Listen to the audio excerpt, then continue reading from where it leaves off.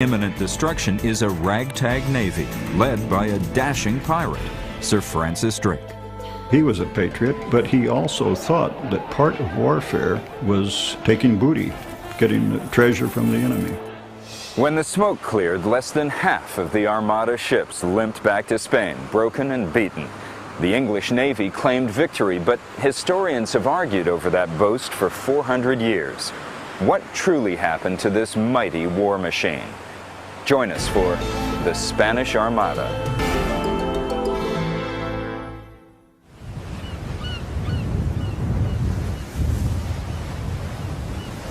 Fair Isle, Scotland, 1970. Undersea archaeologist Colin Martin makes an incredible discovery. The undisturbed remains of a ship that belonged to the Spanish Armada. Looks like a gun carriage. It's the first gun carriage I've ever seen on an Armada wreck. Among the artifacts Martin recovers are enticing clues to the mystery of that great fleet. Questions that have baffled historians for centuries. How could such an impressive force fail in its invasion of England, a war the Spanish believed they were guaranteed to win? With its gun mounted, it must have been extended at least halfway across the deck. Before the discovery of a number of Armada wrecks, we only knew what the documents could tell us. By finding the Armada wrecks, investigating them with modern archaeological techniques, and piecing together the reality of the ships before they became wrecks, we were, in effect, going back through time. 1558. The massive Spanish Empire is poised to encircle the globe. With lands that range from Madrid to Macau, Habsburg King Philip II rules as the most powerful sovereign in the world. It's with the conquest of the Philippines, which began in 1565, that one can say that the empire was one in which the sun never set. The addition of the Portuguese realms to it, of course, rounds it out. But once you've got the Philippines on the far side of the globe, you've got such an empire. The staunchly religious King Philip II attempts to bring all Catholic nations under one umbrella. Part of his strategy includes marrying the Catholic Queen of England, Mary Tudor, a calculated move intended to provide some protection for Philip's Dutch holdings against a French invasion. One of the big attractions of marrying Mary Tudor, a woman much older than Philip, probably beyond the childbearing age, but nevertheless the ruler of the country on the other side of the Netherlands. So uniting England and the Netherlands provided a safety net on the other side. At her new husband Philip's urging, Queen Mary begins amassing a modern navy. She christens the first new ship Philip and Mary in honor of their union. But trouble is on the horizon. Queen Mary is dying of ovarian cancer. When Mary's half-sister, Elizabeth I, takes control of the throne in 1558, she immediately begins reverting England to a Protestant regime. In a last-ditch attempt to stop the change, Philip shocks the world by proposing to Elizabeth. Believe me, if it were not for God's sake, I would never do this. Nothing could or would make me do this except the clear knowledge that it might gain the kingdom of England for his service and faith. Elizabeth rebuffs her reluctant suitor, and Philip returns to Spain, temporarily abandoning all hopes of keeping Catholicism alive in England. Philip and Elizabeth coexist reasonably well for the first 10 years of their reign. And then Francis Drake and John Hawkins come back from the Caribbean to England and say, we have been attacked by the Spaniards. For several years, English Captain John Hawkins and his young protege Francis Drake have plied a lucrative slave trade route between Africa and the Spanish towns in the Americas, much to the chagrin of King Philip. Technically, these people were pirates, and not many of them had any real authority from Elizabeth, even if she invested in their voyages. Drake claimed to have had the Queen's okay, but never shows it to anybody. So, in effect, the Spaniards regard this as pure piracy.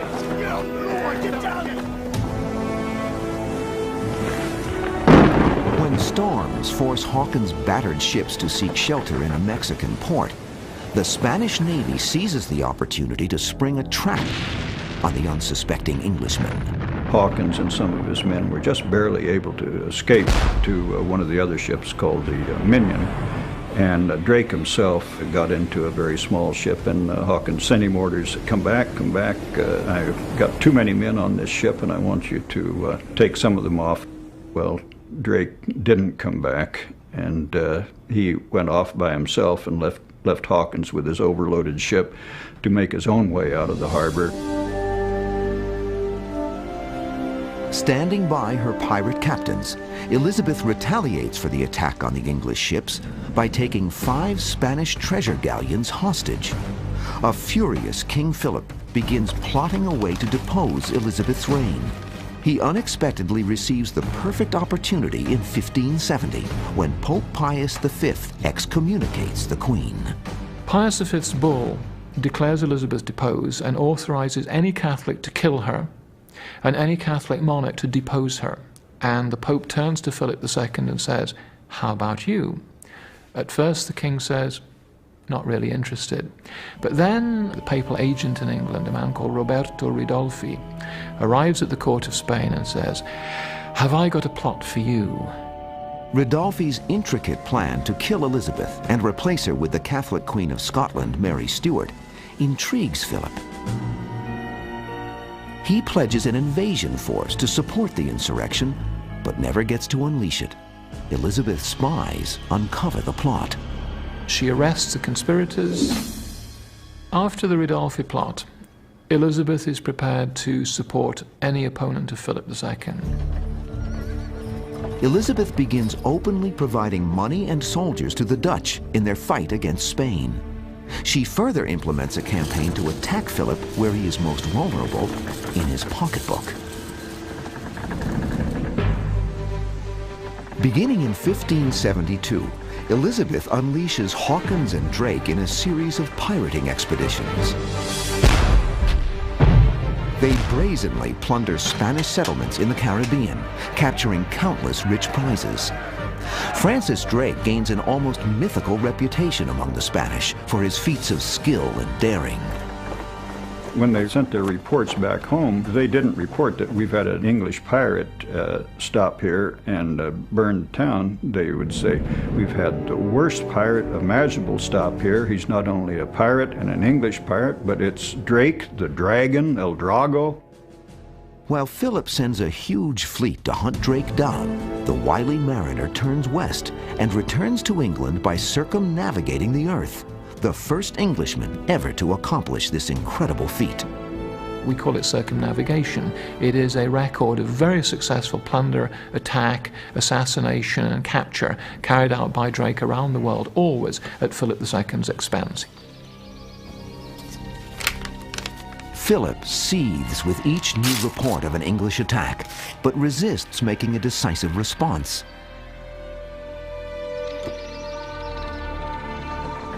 The king is finally forced to take action in 1585 when Drake raids the Spanish ports of Galicia, reportedly desecrating churches and attacking priests and nuns. This is war, and Philip II immediately writes to the Pope and says, "I'm ready now, Your Holiness, to do what you asked me before. I will depose Elizabeth, and I will do it now."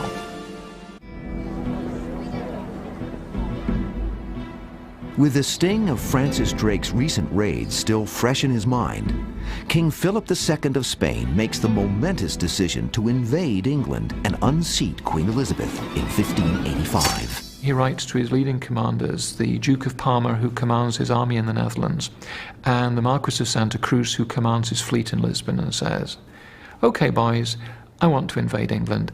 Give me a plan." So the boys consult their experts, and they come up with wonderful plans in which, of course, they each play the starring role. The Marquis of Santa Cruz responds first with his plan for a great sea armada to sail to England and land an invasion force.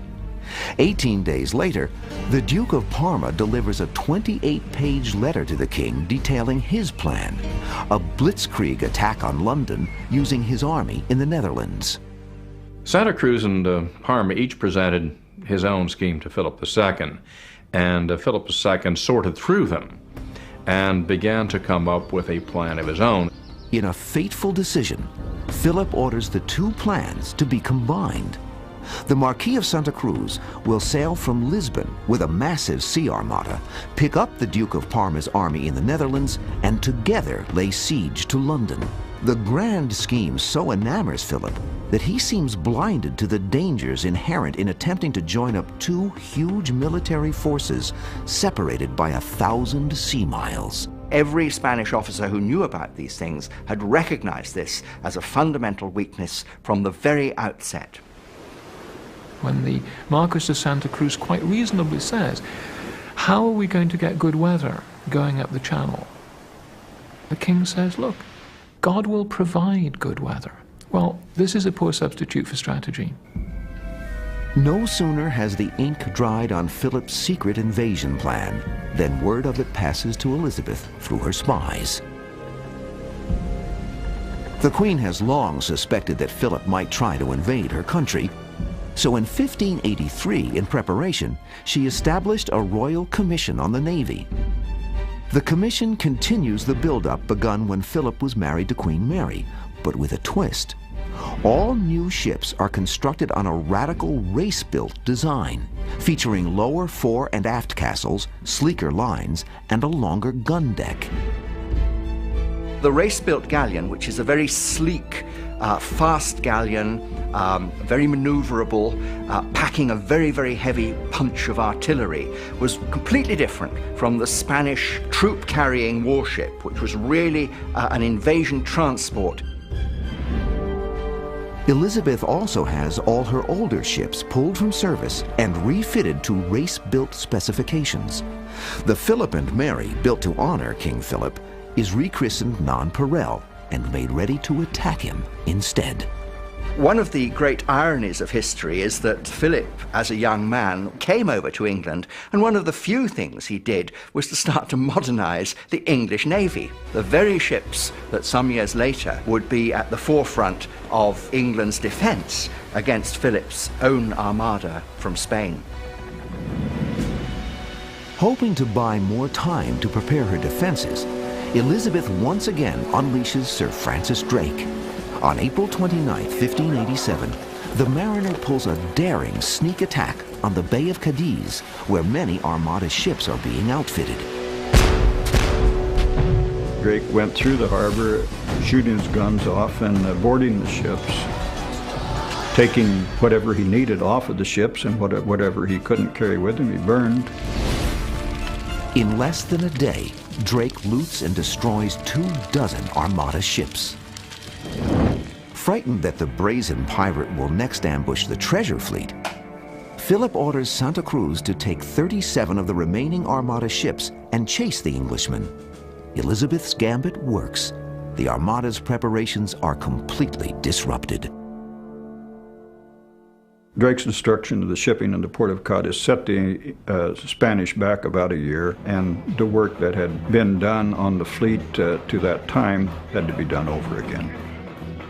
It is not until 5 months later that Santa Cruz returns with a fleet decimated by storms and illness, sorely requiring repair. The king, though, desperately needs the Armada to sail. It has become a huge financial drain on Philip, and he badgers Santa Cruz. So much time has been lost already that every further hour of delay causes me more grief than you can imagine. I charge and command you most strictly to leave before the end of the month. Santa Cruz cannot meet the king's demands. He contracts typhus and dies on February 9th, leaving behind an Armada in shambles without a leader. The king has to find someone quick. No one in Lisbon has the experience and the social status to command a very aristocratic fleet. The fleet has attracted all sorts of notable Spaniards to serve with it. So whoever's going to take over from the Marquis has to have social cachet. And on that score, the Duke of Medina Sidonia is an obvious choice. Even with the correct title and lineage for the appointment, Medina Sidonia has little naval experience. When Medina Sidonia received the appointment from Philip, He apparently was dumbstruck. He knew the problems, and I think he honestly felt he was not the man for the job. I have no doubt that His Majesty will do me the favor which I humbly beg, and will not entrust me to a task of which, certainly, I shall not give a good account. For I do not understand it, know nothing about it, have no health for the sea, and have no money to spend upon it. And why, you may wonder, does the king still go ahead? And the answer is very interesting. The king's secretaries read the letter and they don't pass it on. They write back to Medina Sidonia and say, got your letter. We haven't shown it to the king because everybody knows you've been offered the job. And if it became known that you had written in this pusillanimous way, your credit would go right down. And that's a palpable threat, and it gets his mark. Medina Sidonia is on his horse within a week going to Lisbon. The fate of the Armada now lies in the hands of the reluctant and inexperienced 38-year-old Duke of Medina Sidonia. When the Marquis of Santa Cruz dies suddenly, King Philip II rushes to find a replacement who can whip his grand Spanish Armada into shape. He decides on the 38-year-old Duke of Medina Sidonia. Philip II appoints him. He's reluctant to go, but he goes to Lisbon, and hey presto, within 6 weeks, the Armada's at sea. 6 weeks, it's out. That's not bad. A punctilious organizer, the Duke set sail in record time, with an armada containing about 19,000 soldiers, 7,000 sailors, 1,000 gentlemen adventurers, 180 Catholic clerics, and 130 ships to carry them all.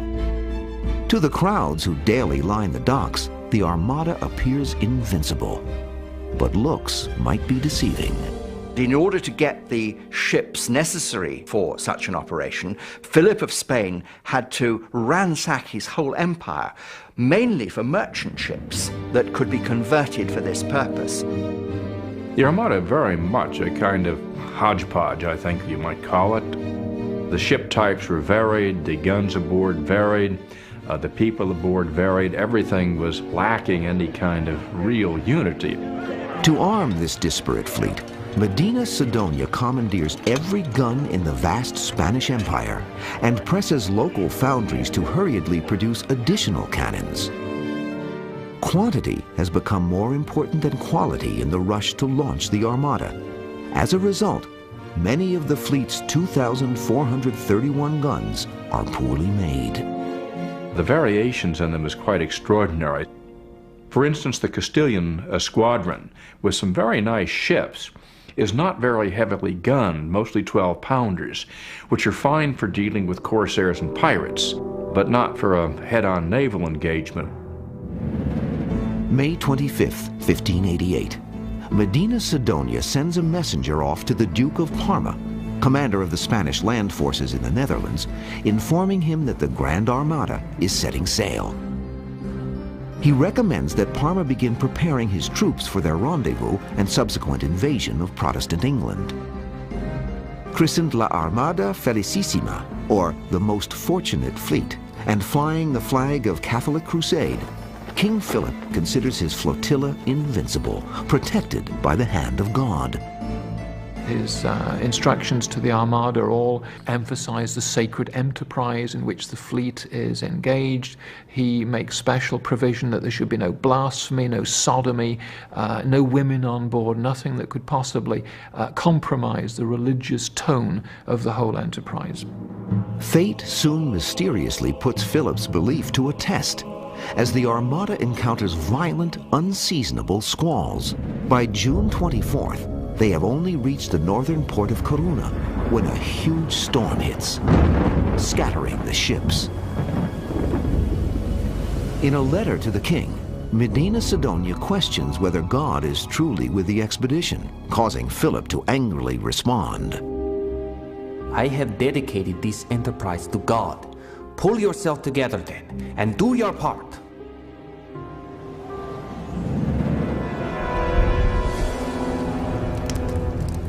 July 29th, 1588. Warning beacons flare across the English countryside, proclaiming that the Armada has been sighted just off the coast. There is a famous story that Sir Francis Drake is bowling on Plymouth Hoe when the news reaches him, and that the captain haughtily replies, "We have enough time to finish the game and beat the Spaniards too." While the story is probably apocryphal, the fact is that the English do not immediately take to their ships. With the wind and tide flowing towards Plymouth, they are trapped within their own harbor. Juan Martinez de Recalde, second in command of the Armada, recognizes the predicament facing the English fleet and sends a note to Medina Sidonia recommending a full-scale attack on Plymouth Harbor. I believe if they pressed on and got to the entrance to Plymouth Harbor and perhaps launched a few fireships inside, the English would have been finished. But Medina Sidonia has strict orders not to fight unless he has to. His mission is to join up with the Duke of Parma and invade England. He therefore decides to ignore those who suggest attacking Plymouth and proceed up the channel, thus allowing the English to get out and to fight him. It's a close call. I believe it was the wrong call. With the first morning light of July 31st, Armada lookouts are shocked to find that a large group of ships has magically appeared to windward. In a Herculean effort, rowboats have dragged the 70 English ships out of Plymouth Harbor. Under cover of darkness, Lord Admiral Charles Howard has led his English Navy around the Armada and gained an important advantage called the weather gauge. For sailing ships engaged in a battle, the people who are upwind have the advantage. So getting the weather gauge, as it's called, gives you an immediate advantage over your foe. And this the English did at an early stage. Confronted by the English fleet, the Armada deftly falls into a pre-arranged crescent-shaped battle formation, with the strongest ships along the leading horns and the weaker ships protected inside. And the English must have thought, oh my goodness, these guys know what they're doing, because this is a very impressive navigational feat. It's hard to imagine how awesome the Spanish Armada must have appeared to the English when they first saw it. It's a larger concentration that probably anyone alive had ever seen. The good formation discipline that the Spaniards were maintaining made the Spanish Armada a very, very formidable thing to attack. And the English, at the beginning at any rate, didn't have the faintest idea to how to go about it. Like David meeting Goliath, the English ships come at the Armada tentatively, choosing one Spanish ship on the fringes of the formation to pummel with a far-off cannonade. The San Juan de Portugal, flagship of second-in-command Juan Martinez de Recalde, experiences the first assault, receiving more than 300 hits. Although the distant fire does little real damage, Recalde fears that the Spanish hodgepodge of guns is no match for the superior English firepower. Since our Mediterranean ships do not carry as much heavy artillery as the enemy, the latter will get closer and cause them some damage. Recalde's ship survives the first day's battle, but other Spanish ships are not as fortunate. A ship called the San Salvador blew up and had to be abandoned by the Spaniards. In the confusion surrounding this incident, another ship, the Nuestra Señora del Rosario, one of the biggest and best armed ships in the fleet, collided with one of her comrades. It loses its mainmast, and a ship without a mainmast can't sail. So Medina Sidonia, first of all, tries to throw a rope to it. It breaks. And then he has to decide, do we wait until it refits, or do we press on following our orders? We got to get to Flanders as quick as possible, and in the end they decide to do that. Second-in-command Juan de Recalde vehemently opposes the decision, but is once again overruled by the obstinate Medina Sidonia. The Rosario, with 50,000 ducats of the king's money and huge stores of precious gunpowder aboard, is abandoned and left to fend for herself against the ravenous British fleet. With sunrise on August 1st, 1588, the commander of the injured Spanish ship Rosario is stunned to find that the Armada is nowhere in sight. It has abandoned him and continued on towards its meeting with the Duke of Parma's forces in Flanders. Shadowing the wounded vessel is a lone English galleon, the Revenge, the personal flagship of Francis Drake. the Rosario's commander faces a crucial decision. The commander, a man called Don Pedro de Valdez, one of the members of the Council of War, he knows absolutely everything about the Armada plan. And he says, I'll only surrender to Sir Francis Drake in person. And the message comes back, curiously enough, Drake is on board the ship that you see before you. So he says, oh, well, fair enough. And Drake comes aboard, takes the sword, and he then keeps Don Pedro with him. Fellow Captain Martin Frobisher derides Drake's actions. To capture the Rosario, Drake has abandoned his lead position in the fleet, allowing the other ships to become scattered during the night. His comrades were furious, not, it may be said, for putting them into such fearful risk, but for getting at the treasure first. Frobisher, when he found out what Drake had done, said he thought that Drake had done it either out of cowardice or out of treason. He said, I don't know which it is, but I'll swear to one of them. What Frobisher does not know is that Drake may have captured more than treasure from the Rosario and its captain. It's just a theory, but it would seem to me that the direct experience of talking to one of the squadron commanders and in a very subtle, low-key interrogation, perhaps discovering how they intended to fight, it's like getting the other side's secret plans. The next day, Drake goes for another Spanish ship, sails round and round and round it, firing broadsides. It looks as if he's waiting to see what the Spaniards can do back, and the answer is they do nothing.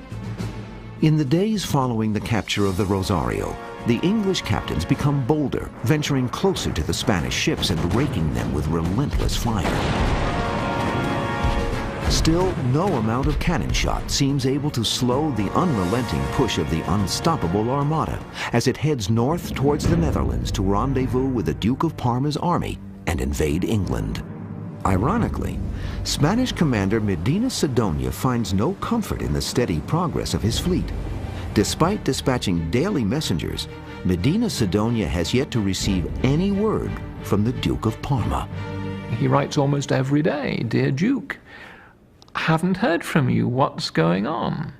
And he never seems to get it, that it's very difficult to row a boat or sail a boat to the Netherlands and then get one back again. Communication in the 16th century was always a major problem. We are so accustomed to instant communications that I think we fail to grasp the scale of the problem. It's certainly one of the great flaws in the whole campaign. Medina Sidonia convenes a council of war, which recommends that the Armada anchor in the protected harbor behind the Isle of Wight until word is received that Parma's troops are ready to sail out from the Netherlands and meet the Armada. August 4th, 1588, Medina Sidonia orders a course set towards the safe harbor. But the English had discerned their intentions. The inshore squadron under Martin Frobisher cuts in between the Spaniards and the shore, and in fact starts pushing the Spaniards towards some rather dangerous shoals. With the Armada blocked from entering the harbor, Admiral Howard, John Hawkins, and Francis Drake fearlessly lead their squadrons into the midst of the fleet, pounding them with relentless fire. A fierce battle rages for hours, and when the smoke clears, the Armada has drifted beyond the safety of the Isle of Wight. So both sides know that there's no way for the Spaniards to stop between the Isle of Wight and the narrow seas. So that's probably why the next 3 days is virtually no fighting. Medina Sidonia has no other option but to continue on in the blind faith that Parma is ready for the rendezvous. His hope is dashed a day later when a messenger finally arrives to inform him that the Duke had not embarked a barrel of beer, still less a soldier. Little does he know that it's only earlier that same day that Parma has the first message saying that the Armada left Spain. So there's no way he can be ready, but he does his best. He gets the troops ready, he marches them to the coast, he starts embarking them. The various people racing back and forth came back with various versions of how ready Parma really was. Some said a couple of days, some thought maybe 2 weeks. Medina Sidonia grasps at his last desperate option. He will anchor the Armada in the hazardous tide race off of Calais and wait for Parma's troops to arrive by barge. If he can just hold out long enough, the commander knows that a rendezvous still might be obtained and victory achieved. The fate of the Tudor state hangs in the balance for 36 hours. It's only the English fleet which stands between the Armada and the invasion. There are no fortifications between the coast of Kent, where Parma intended to land, and London. And I believe under an experienced commander like Parma, they would have captured London and perhaps even taken the Queen too. English Admiral Charles Howard recognizes that the entire balance of victory hangs on his next decision. He must strike a decisive blow. He decides to launch a fireship attack.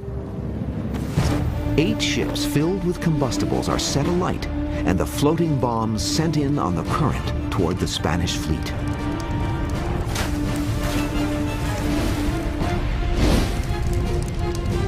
And the burning ships would go in among the anchored Armada, hopefully setting fire to them, but much more to the point, causing panic. And panic was caused to the Spaniards on this one occasion. Up to that point, their discipline had been tremendous, but they panicked, cut their anchor cables, and were dispersed by the wind into the North Sea. In the morning, Medina Sidonia finds that only 5 Spanish ships remain anchored, surrounded by the entire English fleet. This was what the English had been waiting for. They'd scattered the Armada, they'd driven them into the North Sea. Now they could throw everything they had at them.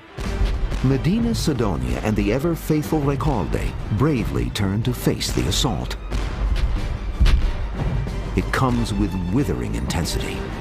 Medina Sidonia's galleon San Martin receives 107 direct hits on the hull, masts, and sails. The English attack at such close range that insults can be shouted between ships. The Spanish commander got out his grappling hooks and he hollered to the English to let him come in close and fight like men. And he said, "You're English cowards and you're Lutheran chickens. Come and fight." Other Spanish ships return and join the fight, but to no avail. The maelstrom from the English is relentless.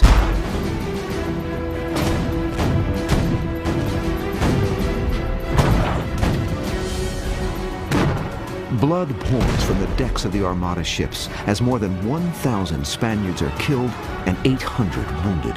Amazingly, only 100 Englishmen are wounded.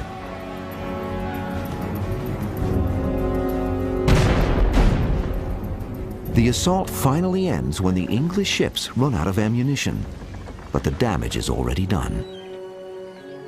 During the heat of battle, the strong current has pushed the crippled, scattered Spanish ships into the North Sea and away from any hope of joining up with Parma's army. Refusing to admit defeat, Medina Sidonia signals the fleet to regroup. When some ships refuse, the angry Duke has one of the offending captains hanged on the spot, leaving the body dangling from the yardarm as a warning to the others. Recalde, as the second in command, is summoned, and he said, "No, I'm not going because nobody listens to me anyway." Finally, even Medina Sidonia must admit defeat. He knows that his fleet cannot fight the strong currents and re-enter the English Channel. And without it, Parma's army cannot invade England. Amazingly, an outmanned English fleet has beaten the seemingly unstoppable La Armada Felicissima.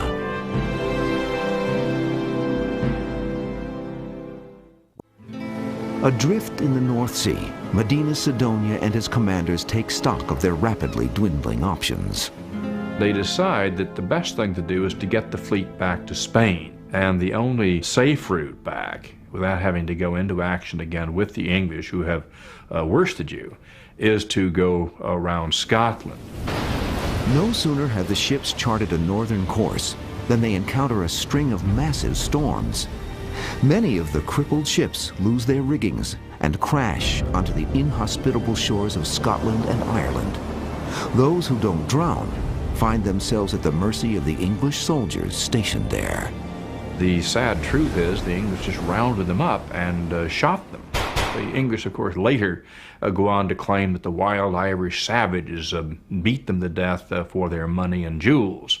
But the reality was the English themselves were the chief culprits in the slaughter of several thousand Spaniards who maybe landed alive on the Irish shore. September 21st, 1588. 2 months to the day since his joyful departure from Corunna, Medina Sidonia limps back to Spain with 8 battered galleons. His flagship is literally held together by ropes tied around the hull. Of the 130 ships that sailed for England, 70 are gone, along with 12,500 men. Admiral Juan Martinez de Recalde, the Armada's second-in-command, also makes it back to Spain, only to die 2 weeks after his return. In a way, Recalde has the last word, you know, because the last thing he does in this life is to send off, in fact, a dossier which clearly criticizes, very specifically and repeatedly, the decisions taken by his supreme commander, Medina Sidonia. But the king probably never reads them. As a result, the official inquiries exonerate Medina Sidonia and Parma, but never answer the central question: why did the Armada fail? When the Armada failed, of course, the first thing everybody did was ascribe the victory or the defeat to God. In England and in the Dutch Republic, great processions and religious services were held thanking God for the victory. The experts, however, went back to the drawing board. Through the centuries, experts put forth many theories as to why the Armada failed. In 1967, the argument gains new life when archaeologists discover the first of 8 Armada wreck sites off the coast of Ireland. What they find among the remains of the Santa Maria de la Rosa surprises them. The first Armada wreck we found didn't have any cannons on it at all. But what we were really surprised to find was this large heap of cannonballs, because all the historians had told us that the reason the Armada failed, or one of the reasons the Armada failed, was that they ran out of shot. It is several years before Dr. Colin Martin uncovers the next piece in the puzzle: intact cannons. A few of the giant guns exhibit dire manufacturing defects, making them prone to explode. But all are plagued by one common problem. Dr. Martin finds that each of the hodgepodge of cannons requires a unique ball size, a terribly confusing and inefficient system when mired in the heat of battle. The problems that the Spaniards had in getting the right shot to the right guns on board the right ships was absolutely enormous, and the reality seems to have been there was muddle on a gigantic scale, and that most of the ships actually had cannonballs of the wrong size for the cannons they had on board. To make matters worse, further searching shows that many of the largest Spanish guns were mounted on massive 2-wheeled land carriages. Such an unwieldy arrangement made them virtually impossible to move and reload during battle. So essentially, the Spaniards had a one-off salvo, and thereafter they had great difficulty in firing again. The English, having developed mobile artillery tactics, they could load and reload throughout an action with their very compact design of sea carriage. The truck carriage was their secret weapon in 1588. Could it be these weaknesses in Spanish weaponry that Sir Francis Drake discovered when he captured the Rosario and her captain, Don Pedro de Valdez? Was it the secret key that finally allowed the English fleet to inflict damage on the Armada at Gravelines? Drake is a very fluent man. He speaks Spanish. Very suave, very urbane. He would have noticed that the ship, although a large ship, has guns with very, very long gun carriages, and he would have said, well, you know, how were you planning to reload them? And Don Pedro would say, well, of course, we never thought of that. We thought one round, you see, and we'd come and board you.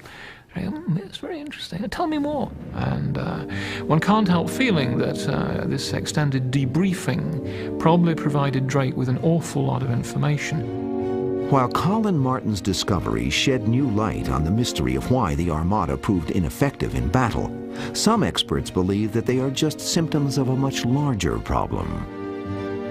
The real failure, the fundamental failure, goes back to the strategic and planning level. This is not a good plan. To expect a fleet to join up with an army 1,000 miles away in the age of sail is not good. The defeat of the Armada proved to be a turning point in the struggle for world domination. Unable to stop foreign incursions into the New World, Spain's power slowly began to ebb.